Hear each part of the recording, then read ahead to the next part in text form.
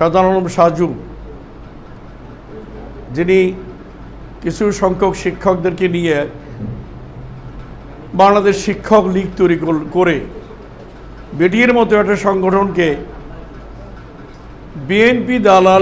BNP ও জামাতের দালাল হিসাবে তিনি প্রতিষ্ঠিত করার চেষ্টা করেছেন। আবার বর্তমান সময়ে শেখ হাসিনার সরকারের পতনের পরে বর্তমানে যারা আছেন তারা আমাদের এই 1921 সালে প্রতিষ্ঠিত এই শিক্ষক সংগঠনকে আওয়ামী লীগের সংগঠন হিসেবে প্রতিষ্ঠিত করার চেষ্টা করেছেন।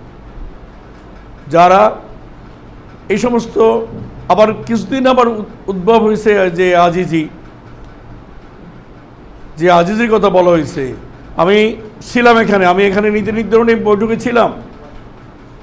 আমাদের সেক্রেটারি সাহেব বলছে যদি আমাকে ন্যূনতম একবার যদি আমাকে আহ্বান করা হয়, আমি ওদের ওই 13 তারিখে গত 13ই জুন না জুলাই একটা মিটিং, আগস্টে 13ই আগস্টে একটা তারা মিটিং ডেকেছিল প্রেস ক্লাবে। সেখানে বলছে আমরা অপেক্ষা করব, যদি আমাদেরকে যদি তারা ডাকে আমরা যাব। তারা এখন মনে করতেছে যে বিটিএকে এখন আর ডাকার প্রয়োজন নেই।